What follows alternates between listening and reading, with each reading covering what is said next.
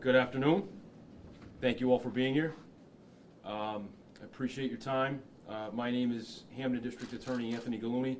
I'm joined by Chief Patrick Major to my right, Captain Rick Henry from the Chicopee Police Department, Detective Captain Eric Benson from the Massachusetts State Police, and Detective Lieutenant Sean Marr from the Massachusetts State Police attached to the Hampden District Attorney's Office. I do want to begin by thanking the Chicopee Police Department and specifically Chief Patrick Major for his recent assignment of several officers to my office's Safe, Strategic Action and Focused Enforcement Unit and the Hampden County Narcotics Task Force that operates out of my office for their commitment and for being here today as well. This investment by the City of Chicopee has yielded almost immediate results, some of which you can see right here before me. This office appreciates the faith and investment placed in us, and we will continue to work to keep all of Hampden County's communities, including Chicopee, safe and free from the scourge of illicit narcotics and the violence that it breeds. I thank all the agencies, in fact, and their leadership who are involved in SAFE and the Hampden County Narcotics Task Force for their continued partnership with my office. I want to thank those involved in this investigation that results in the seizure of a very substantial amount of narcotics and firearms, all before me here today. I'll begin by thanking those from the Chicopee Police Department, Sergeant Matt Muldoon, who was assigned to the office's SAFE unit, Will Kelly, who does both, and Tim Broder, who's in the Narcotics Task Force. I also want to thank Massachusetts State Police Sergeant Liam Jones and Detective Lieutenant Sean Marr, both in my office, for their continued leadership on this investigation and everything else. These dedicated investigators did an admirable job in furthering our mission by focusing their efforts on high-level narcotics traffickers and those who engage in violence to further their profiteering. It is their work and the partnerships across the county that allow for it, that aid us in our battle against opiates and addiction and those wishing to profit from the pain and suffering of the afflicted. Recently, we began an intensive investigation led by my office's SAFE unit and the Chicopee Police Department's Narcotics unit into the trafficking of narcotics from 126 Casino Avenue in the city of Chicopee. As a result of this investigation, 2 suspects are currently under arrest: Jose Martinez, 49 years old, and Leo Nielde Rivera, 57 years old, both of Chicopee. They're both currently charged with drug trafficking over 200 grams of heroin or fentanyl, drug trafficking over 200 grams of cocaine, and drug possession of a Class B substance. Through this investigation that I mentioned, officers developed information that the 2 suspects would be traveling out of state to procure a large amount of narcotics to be brought back to Hampden County for distribution in our communities and in our neighborhoods. Based on that intelligence, on October 21, 2023, members of the SAFE Task Force, Hampden County Narcotics Task Force, Chicopee Police Department's Narcotics Unit, and the Massachusetts State Police Detective Unit assigned to the Hampden District Attorney's Office initiated a traffic stop on the Massachusetts Turnpike in West Springfield, where the suspects were taken into custody and the vehicle they were operating was seized. Previously issued search warrants were executed for both the vehicle and for a residence at 126 Casino Avenue in Chicopee. Discovered during the search of the vehicle were approximately 3 kilograms of suspected fentanyl and 3 kilograms of cocaine.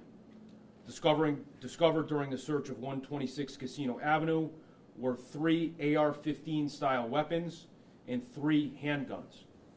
Those are before me today.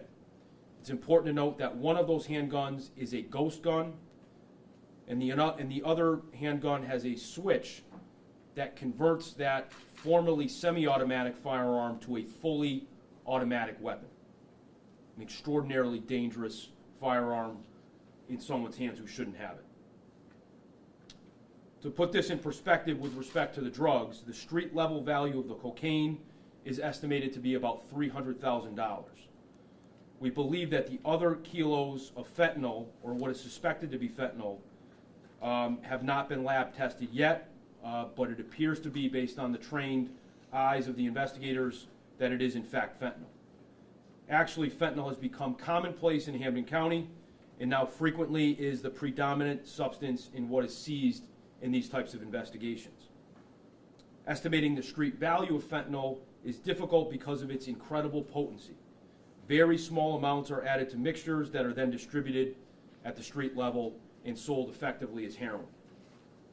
However, making reasonable assumptions, the conservative street value of this amount of opioids is about $1.2 million and would yield about 150,000 small glassine baggies that are typically used for personal use and seen at the street level.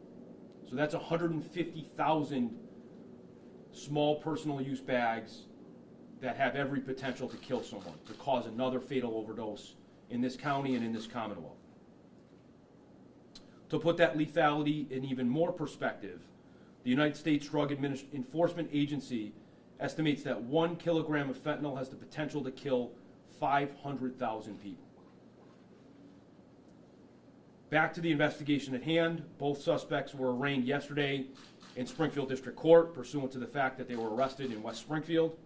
Jose Martinez was held on $75,000 cash bail, and a motion to revoke his bail in another case was allowed. He is currently awaiting trial in a robbery case in which he was armed with an unregistered firearm. Leo Nilde Rivera is currently held on $50,000 cash bail. Both are scheduled to appear in court again on November 21st, 2023. The evidence as laid out here represents the challenges that our communities face. The spread of fentanyl, an extraordinarily lethal substance that is accelerating the already terrible addiction epidemic, and the firearms in the wrong people's hands, which fuels the rise in street violence we're seeing across this county, across this Commonwealth, and across our country. We will keep fighting. We will continue to hold those responsible to account, but we need the public support for the women and men of law enforcement who are all working to promote safer communities for all. Happy to take any questions. Yeah, just curious, was this address, did they live there, or was it more of a stash house? I don't have that information right now, Stephanie. That's a part of the investigation that I can't speak to at this juncture. Okay, are you seeing more and more, can you put a number on how many more fentanyl cases are being into your office? Yeah, it's the majority now, Stephanie. I mean, fentanyl has now replaced traditional organic form of heroin now is commonplace. And I think that's for obvious reasons that I touched on in my remarks. It is so potent that a very small amount of fentanyl replaces what would be a larger amount of heroin to make that substance have the desired effect. So in effect, it's much more profitable for traffickers upstream and downstream in terms of how much money they can make selling at the street level. Do you know where out of state they were traveling to? It's not information I can share right now. On the issue of the weapons, are you seeing more and more ghost guns in these situations? Can you talk a little bit about that? Absolutely, Paul. Ghost guns are becoming commonplace. I think whereas just a couple years ago they were a rarity, and now we're seeing many guns pieced together with parts coming from different places, parts that are manufactured by way of technology in one's homes.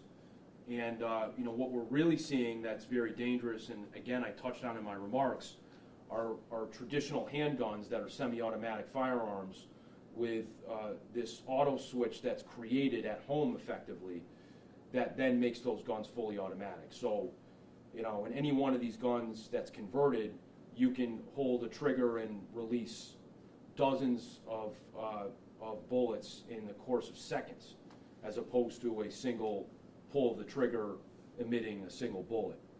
So that's obviously an incredibly dangerous proposition in the hands of somebody who is not trained to have it, in the hands of somebody who's looking to do harm to people.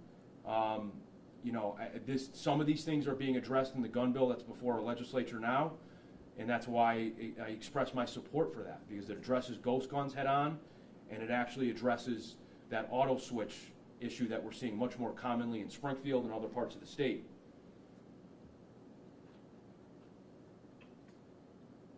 Could the chief maybe comment on his decision to assign personnel to the task force that brought this arrest about? Sure, we've had personnel assigned to the task force in the past. The last individual that was in the DA's task force unfortunately retired approximately a year ago. And due to nobody's fault but just a shortage of personnel at the time, we had to hold off until recently when I met with the DA, and a decision was made to allow our detectives in the narcotics unit to join the task force again. Thank you. Yeah, as I said, I'm very thankful for Chief Major's support and his, commitment of personnel, really top-notch individuals first and foremost. But particularly at a time where it's very difficult for law enforcement and all agencies, municipal and otherwise, to attract and retain officers. We've heard this storyline now for quite a while, where chiefs and commissioners and their counterparts are having a lot of problems finding people to fill academy seats and to take on the very difficult work of being a member of law enforcement. So at a time where I think the Chicopee Police Department is down in numbers, needs folks to donate and devote human resources to our task forces is a difficult decision, and it's one that I know did not come lightly. And we seek and we will and we have justified that decision with our work for the city of Chicopee and our work for the entire county. And a lot of the sort of wisdom of that, as the chief knows and we talked about, is we're going to work in Chicopee, right? But we're going to work all around the county. We're going to work in Springfield. We're going to work in Holyoke. And there's a greater interconnectedness now between different communities, and especially with Springfield, right? What happens in Springfield typically has some impact on a place like Chicopee. And we have folks going back and forth between different communities. So to have that countywide perspective with the assistance of the state police and our different agencies, was really critical to making bigger cases, going upstream on drug trafficking operations, and really having that broader impact.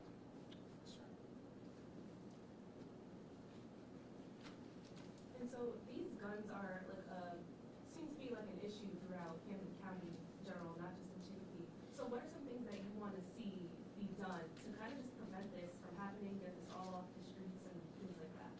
Well, I think law enforcement efforts are sort of obvious.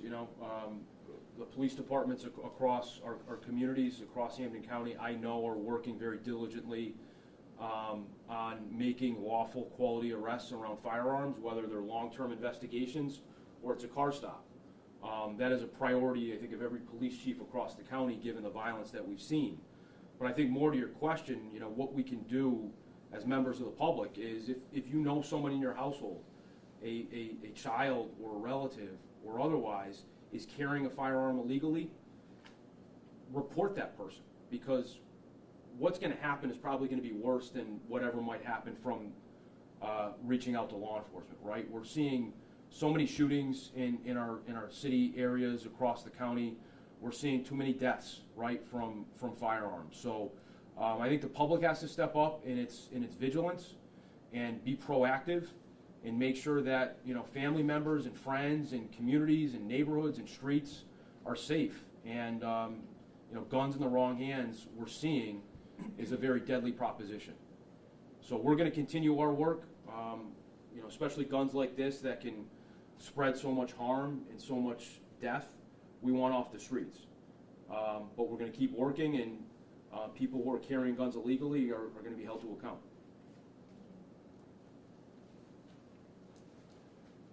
Anybody else? This is a different topic, but your office put out an email this morning about the 30th anniversary of discovery of Holly Brennian's body.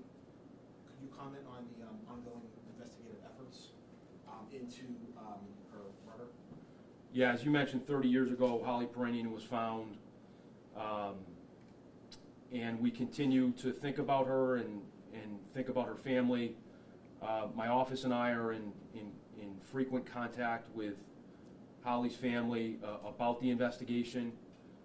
It's a very active investigation that we continue to focus on and dedicate lots of time. And we continue to ask the public for their help. If anyone has any information, however small it might seem, please call my office. Our state police unit has dedicated individuals, dedicated investigators to that case. So in partnership with Holly's family, we continue to work every angle of this case and ask the public for any assistance that's out there about what happened to Holly so many years ago. Because we only want justice, we want peace for her family, and we want to find out what happened to her and hold people responsible, and that's certainly what the family wants. Do you still get tips after 30 years?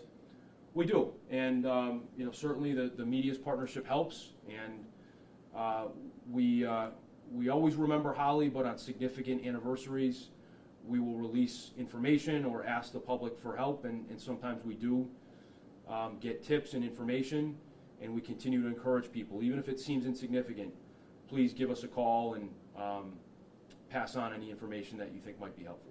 The tank top that says Boston on it, is that like a crucial piece of, I guess you could say, evidence that could possibly maybe help solve it? It's a piece of evidence, and just you know, a few months ago we did a press conference specifically on that and presenting that to the public and asking for people to come forward as to whether they knew somebody who wore that tank top or they know somebody who owned it or how it got to that place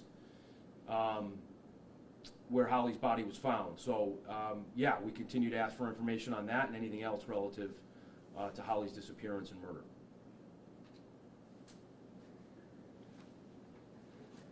Thank you.